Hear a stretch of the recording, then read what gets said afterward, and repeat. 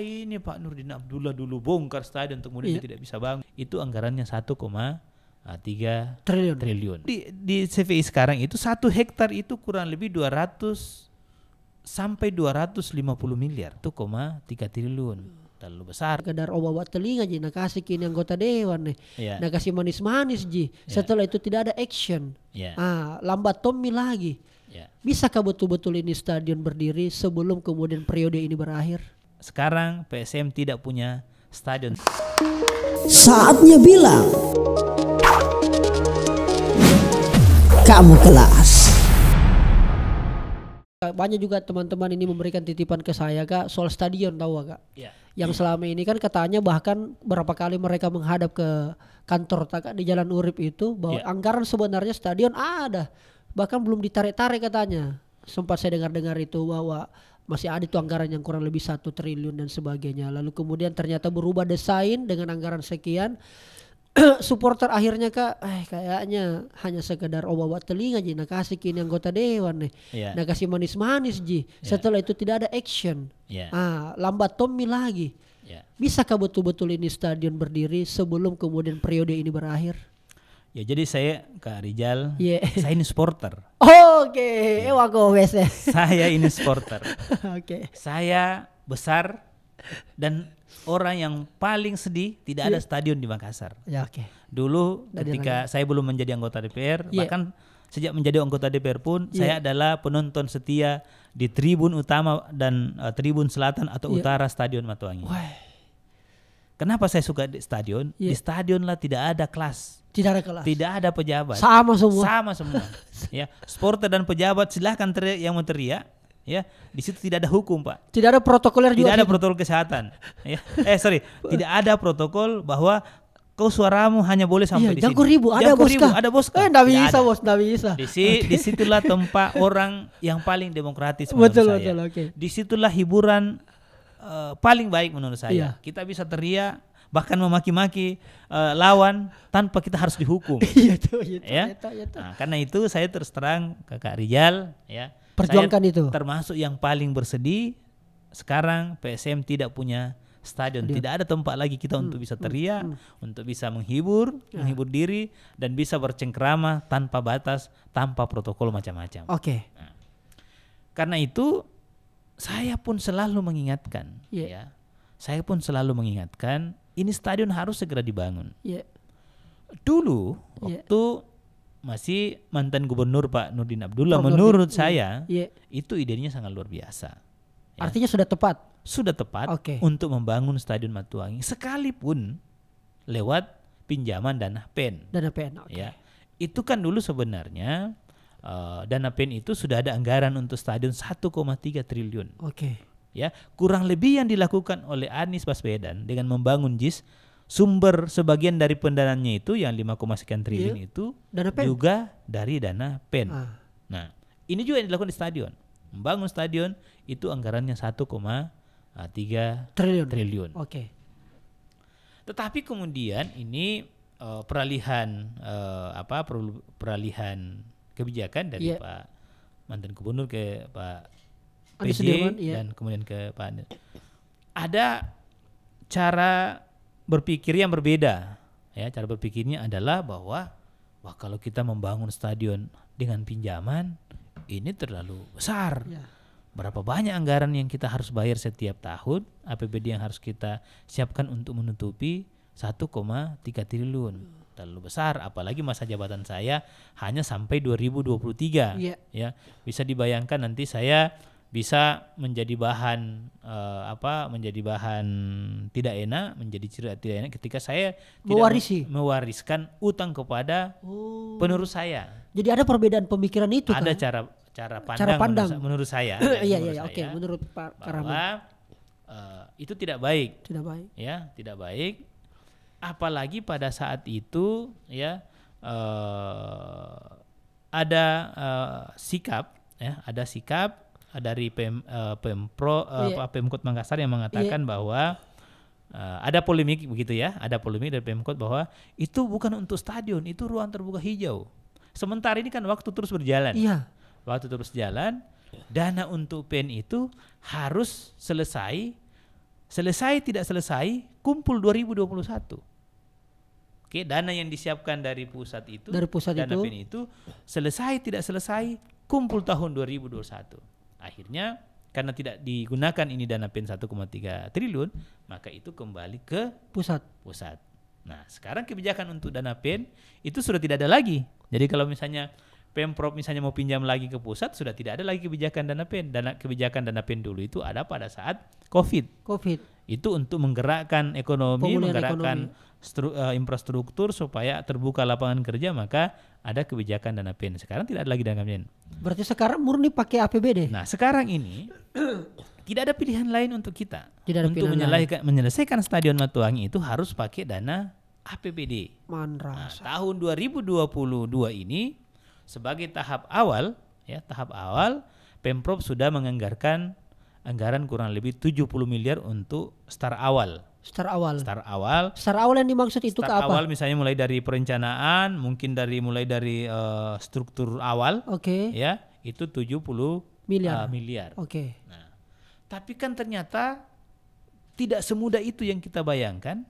Prosesnya 70 miliar ini saja ya sudah, kalau tidak salah sudah 3 kali tender. Ya.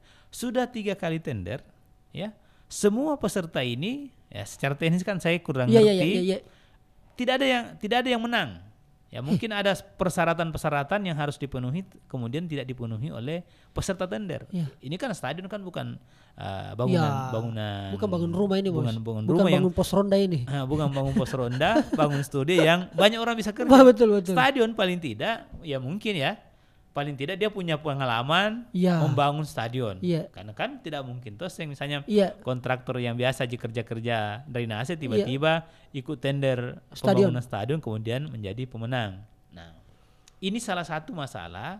Tetapi dengan 3 kali tender kemudian tidak ada pemenangnya, gagal tender namanya. Saya kira gubernur sudah punya kewenangan untuk menunjuk pihak ketiga yang dianggap punya kompetensi untuk membangun stadion ini. Saya kira ini yang akan dilakukan ya. Berarti dalam waktu dekat ini, Kak. Kita berharap secepatnya ya untuk bisa dilakukan penunjukan siapa yang akan menyelesaikan stadion ini. Sekali lagi saya dengan Kak Rizal dan supporter keprihatinan kita sama. Betul. Ya, bisa dibayangkan kalau dulu kan biasa kita jadikan hiburan pergi hari Sabtu, hari Minggu kita pergi lagi stadion dengan bangga menggunakan sal, pakai baju merah. Sekarang kita tidak ada lagi hiburan. Ya, itu juga berdampak akhirnya keinginan supporter misalnya yang terbiasa kita luapkan dengan teriak-teriak di stadion kan tidak tempat teriak, akhirnya teriaknya di lorong, akhirnya terjadi perkelahian macam-macam. Itu dampaknya kan bisa begitu. Orang yang bisa melampiaskan kegembiraannya di stadion bisa teriak macam-macam di stadion, tidak tempat teriak di stadion, akhirnya teman belakang rumah ditemani berteriak, akhirnya macam-macam. Berarti Kak Rahman Pina mau bilang bahwa untuk persoalan Stadion Matuangi ini bolanya ada di Pak Gubernur, bukan di DPRD provinsi. Saya kira di Gubernur dan DPR. Tetapi sekali lagi yang menyusun, yang punya kewenangan menyusun dasar anggaran ini adalah dari provinsi. Ya.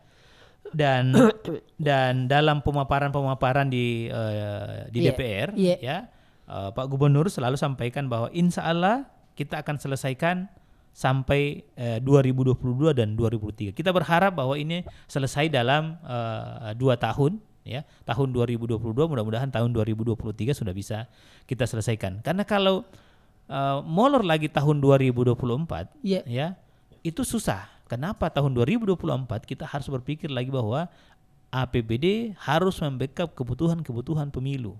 Kebutuhan pemilu 2024 yang kemungkinan besar dibebankan kepada APBD Sulsel itu tidak kurang dari 300-400 miliar. Nah, kalau itu maka tentu Pemprov harus berpikir ini harus kita selesaikan di 2022 dan 2023 dan harapan kami semua juga di DPR ini bisa diselesaikan 2022-2023.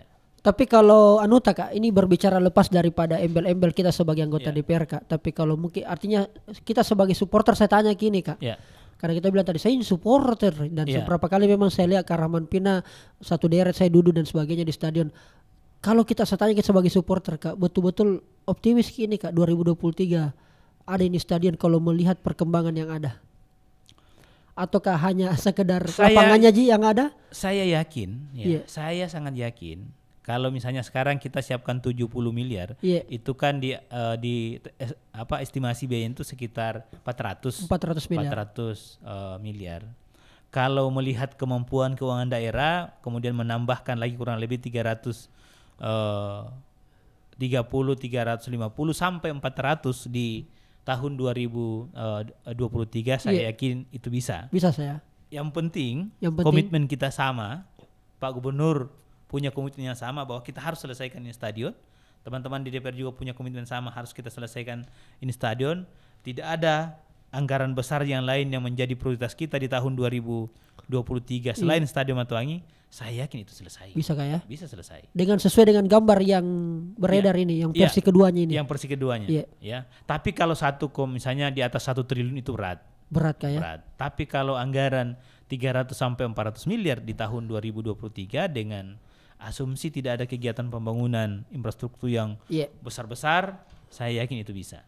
Itu bisa kah ya? Bisa. Oke, luar biasa.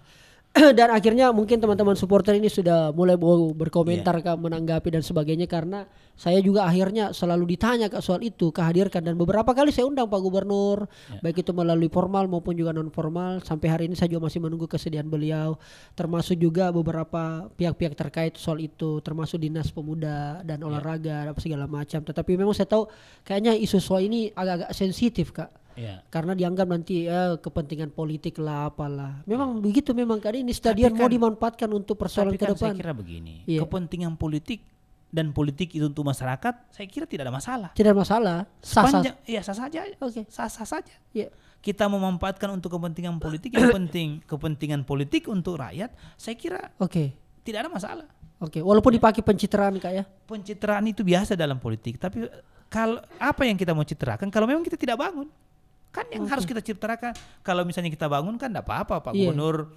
Saya Gubernur Sulawesi Selatan, alhamdulillah dalam masa jabatan saya membangun Stadion Matuangi akan dikenang oleh anak cucunya nanti Pak. Mungkin 10 tahun 20 tahun. Coba bayangkan Stadion Matuangi dulu. Ini dibangun oleh Andi Matalata ketika dia menjadi Pangdam. Ya, atau apalah namanya. Itu berapa puluh tahun bisa dirasakan orang. Dan orang tahu bahwa yang membangun adalah Andi Matalata. Sama ini. Kalau stadion ini diselesaikan dan dibangun oleh Bapak Andi Sudirman Sulaiman, maka akan tercatat dalam sejarah bahwa yang membangun stadion ini adalah Andi Sudirman Sulaiman. Sama sejarahnya dengan membangun Masjid Kuba 99. Apapun orang cerita, sampai 50-100 tahun akan datang mungkin sudah anak cucu yang lihat, orang akan tahu bahwa yang membangun dulu ini adalah yang merancang awal, yang mendesain awal, yang punya ide itu adalah Bapak Dr. Sahrul Yassin Limpo. Tapi yang menyelesaikan adalah Andi Sudirman Sulaiman. Sama stadion. Ketika dia membangun ini maka tercatat dalam sejarah bahwa anak-anaknya nanti mungkin cucunya ikut pergi stadion nonton di situ. Wah, saya punya nenek dulu yang bangun ini. Kalau tidak ada nenekku dulu ini mungkin tidak ada stadion. Itu kan kebanggaan. Legasi yang luar biasa. Luar biasa ini Pak Gubernur kalau dia bisa meninggalkan legasi Masjid Kuba, meninggalkan legasi Stadion Matuangi. Sebaliknya, kalau misalnya stadion ini tidak selesai, maka legasi yang muncul akan buruk. Ini Pak Nurdin Abdullah dulu bongkar stadion untuk kemudian dia tidak bisa bangun. Diganti lagi oleh gubernurnya, wakilnya, ternyata juga dia tidak bisa selesaikan. Karena itu tugas kita untuk selalu mengingatkan, mudah-mudahan beliau-beliau Pak Gubernur dan saya, teman-teman DPR punya concern yang sama bagaimana menyelesaikan Stadion Matuangi. Tapi tidak ada anggota DPR yang menghambat pembangunan stadion ini tadi? Atau semuanya satu suara ya kalau untuk stadion? Saya kira kalau untuk stadion 85 orang kayak ini. Saya kira 85 orang satu suara. Satu suara kayak. Cuma memang mungkin kadarnya ada yang beda-beda. Oh, gitu. Karena ya kita kan manusia ini ada yang memang kalau seperti kita ini dengan Rizal ini kan kita seperti mulai dari kecil ada di stadion pasti emosinya bukan hanya soal kewajiban menyelesaikan tapi ada emosional, ada subjektivitas yang mengikut di kita sehingga kita sangat punya kepentingan untuk bisa menyelesaikan stadion. Tapi keinginan 85 anggota DPR Sulawesi Selatan ingin segera stadion bisa diselesaikan. Luar biasa ini apa yang disampaikan oleh Ketua Komisi D yang memang membidangi soal pembangunan, komit daripada Kak Rahman Pina yang bukan sebagai legislator Provinsi Sulawesi Selatan kebetulan dapilnya Makassar Kak ya. Makassar B ya kan. Makassar B yang terdiri dari 4 kecamatan. Kak ternyata waktu kita luar biasa. Enak sekali kita ngobrol rasa-rasanya soal pembangunan. Akhirnya saya kayak merasa dapat 2 SKS ini Kak. Kayak kuliah kita ini. Wah ternyata begini ya soal pembangunan di Sulawesi Selatan. Saya juga enak ini. Oh begitu Kak. Karena saya seperti berdialog dengan masyarakat. Saya bicara ini seperti di depan saya ini ada puluhan ribu supporter PSM dari Demetsmen, kemudian Laskar Ayam Jantan, Red Gang, macam-macam. Saya seperti berada di depan supporter yang punya kewajiban bagaimana mendorong agar ini bisa kita selesaikan. Oke, dan selalu kita kawal itu dan kita akan juga selalu monitor Kak Rahman Pina Kak ya. Untuk bisa kemudian diupdate terus informasinya. Kak singkat saja Kak karena waktu soal PT Vale aman mi Kak di karena sempat kisah emosi itu Kak. Tidak ada aman. Oh tidak ada aman Kak. Sudah diserahkan bandara. Itu baru bandara, itu baru bagian kecil. Apa kamu tak sebenarnya Kak? Saya mau Vale itu tidak dikuasai oleh asing. Saya mau Vale itu dikuasai oleh pengusaha putra-putri Sulawesi Selatan. Dan itu berat bagi mereka. Dan mereka pasti berusaha untuk tetap berada di sana. Bisa dibayangkan. Kalau 50 tahun yang lalu ya Vale ada di sana itu kita bisa maklumi. Belum ada orang kita, belum muncul pengusaha-pengusaha kita, belum ada ahli-ahli kita yang bisa mengelola tambang pada saat itu. Tapi sekarang banyak anak-anak kita, anak-anak Sulawesi Selatan, anak Indonesia, pengusaha kita luar biasa. Bahkan ada yang menjadi pengusaha tambang di luar negeri, di Afrika, di Arab dan seterusnya.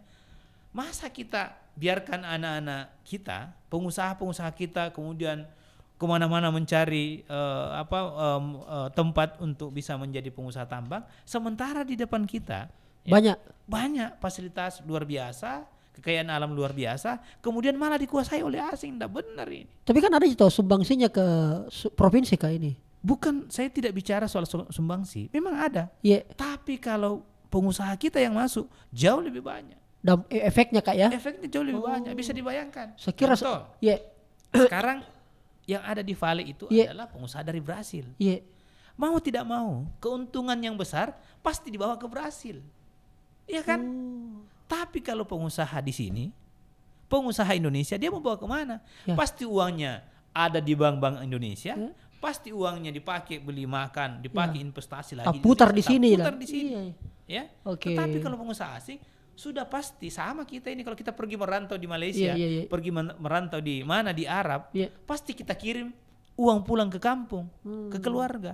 Tapi kalau pengusaha kita di sini, uangnya pasti terputar di sini. Itu sebenarnya apa alasan utama Kak sehingga Vale tidak melakukan itu? Mungkin karena kontrak tahu Kak? Kontraknya kan selesai tahun 2025. Kenapa saya bicara sekarang? Kenapa bukan dari kemarin-kemarin? Nggak ada gunanya saya bicara kemarin. Karena kontraknya baru selesai 2025. Dengan selesai kontraknya kan 2 pilihan untuk pemerintah. Pilihan pertama adalah menghentikan kontrak, kemudian membangun kontrak baru dengan pengusaha dari manapun. Yang kedua, memperkecil persentase kepemilikan saham asing di Vale. Sekarang kan dia masih dominan. Saya berharap yang terakhir adalah kalau misalnya Vale tidak bisa sepenuhnya menyerahkan secara utuh pengelolaan tambang nikel di Sorako itu, maka setidaknya negara lebih besar kepemilikan sahamnya dibanding dengan pengusaha asing. Itu yang penting. Tetapi seandainya bisa, jauh lebih baik kalau pengusaha seluruh kepemilikan saham atau apapun itu dalam kendali pengusaha nasional dan pengusaha lokal kita. Nah, itu kan. Saya kira dengan diserahkannya bandara sudah itu hanya satu bagian. Saya kira senam Kak. Itu salah satu bagian. Salah satu bagian itu nih. Bayangkan kalau bandaranya saja, ya. Bandaranya kan dulu itu bandaranya itu memang ada di Sulawesi Selatan. Tapi untuk bisa saya ke sana, untuk jangankan saya, gubernur atau pangdam atau kapolda pun ke sana harus minta izin sama Vale karena pengelolaannya di mereka. Ya. Itu kan sama saja negara dalam negara. Masa gubernur harus minta izin ke Vale untuk bisa ini kan keterlaluan. Di situlah yang kita soalkan Kak ya. Itu salah satu. Itu salah satunya. Salah satu yang kita soalkan. Alhamdulillah sekarang Vale, Bandara Vale itu sudah dalam pengawasan provinsi, dalam pengendalian provinsi. Walaupun sebenarnya menurut saya terlambat. Ya. Menurut saya terlambat, tapi tidak apa-apa, yang penting setidaknya ini sudah kita bisa kuasai. Ada konsekuensi biaya tentu, karena kalau selama ini yang biayai bandara ini tentu dari Vale, tapi berikutnya tentu akan dibiayai oleh provinsi.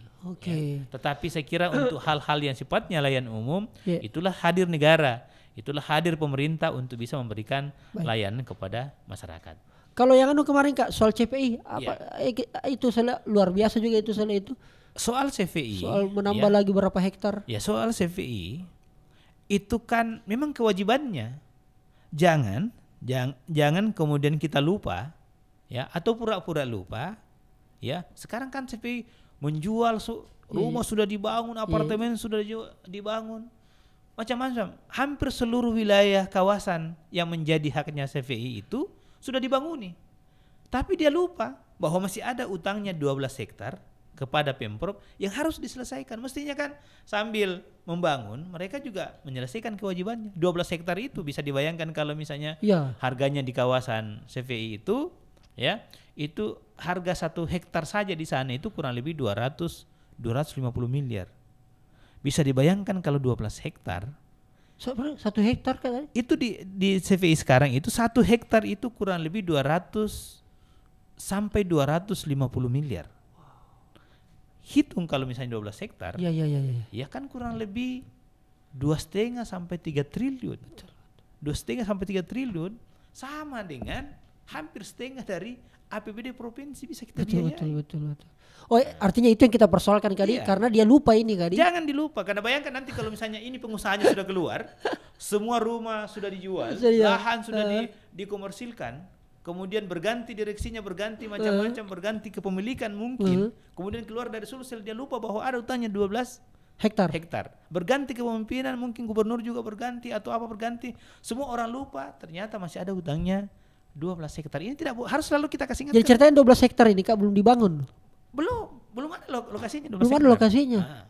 Belum ada. Nah, makanya kemarin pada saat rapat paripurna, alhamdulillah secara kelembagaan, DPR sudah meminta gubernur untuk segera meminta kepada pengelola CVI untuk segera menyiapkan lahan 12 hektar itu. Apakah misalnya 12 hektar itu dia timbun lagi sekitar itu, atau 12 hektar yang memang sekarang ada di sana. Pilihannya itu kayak opsinya. Pilihannya itu, dan kita kasih waktu sampai dengan akhir tahun 2022. Ya, rekomendasinya DPR kemarin sampai akhir tahun 2022 mereka tidak siapkan itu, maka kita minta gubernur untuk menghentikan seluruh kegiatan bisnis aktivitas di atasnya. Ya, karena bahaya kalau selesai semua jual. Iya. Orang sudah punya, bayangkan berapa ribu orang yang akan tinggal nanti di dalam, sudah menjadi kepemilikan. Kemudian dia benturkan lagi kita dengan Pemprov, dengan Pemprov dengan rakyatnya, yang sudah puluhan ribu bisa saja orang di dalam. Kita cari lahannya tidak ada lagi. Lebih bagus mumpung sekarang masih ada kemungkinan untuk bisa kita ambil sebagian lahan yang ada di sana, daripada nanti setelah dibangunin semua orang sudah tinggal di situ kemudian kita ributkan. Gitu. Itu yang kita persoalkan. Itu yang saya persoalkan. Saya buru 12 hektar itu. Tapi tidak pakai kata jika pokoknya Anda juga. Sebenarnya bukan tidak pakai pokoknya. Yang ini kan kewajiban. Sama dengan ketika misalnya kita kita pinjam uang di bank, ya karena kewajiban harus dibayar. Satu lagi. Ada jalan provinsi yang sekarang mulai disamarkan. Ada jalan provinsi dari ujung Trans, samping SPBU itu, sampai mulai dari ujung Trans SPBU sampai ke ujung CVI. Sekarang itu sudah mulai disamarkan. Mobil kan tidak masuk lagi, mulai hilang. Ini bahaya. Karena bisa jadi nanti kalau orang sudah tidak sejarahnya, jalan ini kemudian diambil alih oleh siapa pengusaha yang ada di sana, karena kan sudah tidak dilewati mobil. Ya, kalau misalnya anggaplah itu kemudian lebar jalanan itu sekitar 5 meter atau 7 meter kali berapa kilometer, itu kan lahan yang luas, bisa dibangun ruko itu kan luar biasa. Nah sekarang ini sudah mulai kelihatan bahwa itu sudah mulai disamarkan. Makanya kemarin waktu kunjungan ke sana kita minta untuk dibuka kembali lahan itu, sehingga ketahuan bahwa ini adalah aset Pemprov Sulawesi Selatan. Ya. Wah, banyak mafia bos. Luar biasa ya. Di mana ada perputaran uang besar, di mana ada lahan yang harganya mahal, maka disitulah macam-macam intrik bisa muncul. Wah, luar biasa. Karawan Pinang luar biasa. Terima kasih banyak sudah hadir. Ini berisi sekali kita obrolannya ini Kak. Akhirnya kemudian saya tahu apa yang terjadi, dan tadi kita lihat bagaimana juga perjuangannya Karawan Pinang dan kawan-kawan di DPRD provinsi untuk kemudian menghadirkan memang pembangunan yang merata buat seluruh lapisan masyarakat yang ada di Sulawesi Selatan. Saya doakan nih Kak, mudah-mudahan terus amanah. Terima kasih Kak Rizal, terima kasih seluruh kru Kamu Kelas. Luar biasa Kak Rizal menghadirkan referensi baru, menghadirkan kreativitas baru untuk seluruh warga Sulawesi Selatan. Saya kira harus terus dikreasikan ya, supaya kita punya banyak referensi alternatif untuk bisa pesan-pesan itu bisa sampai ke masyarakat. Terima kasih Kak Rizal. Yang jelasnya pokoknya harus dinonton ini ya. Pokoknya. Oke, terima kasih banyak Karawan Pinang. Saatnya bilang Kamu Kelas. Kamu Kelas, klakson rong. Klakson rong. Terima kasih. Klakson rong. Oke, thank you. Terima kasih. Wih, klakson rong apa sih lagi gitu? Anu dikit. Ya banyak kalau kasih bunyi-bunyi dulu. Iya, klakson rong. Ya, kasih kencang. Wah, Sula bisa kasih kencang. Klakson rong itu kan saya rencana ini namanya di Ferrari. Jadi kita tes-tesan kan klakson dulu. Klakson dulu nih. Kalau misalnya kemudian maksudnya mungkin coba naik ke Dusul satu kali. Iya. Luar biasa. Foto dulu. Saatnya bilang Kamu Kelas.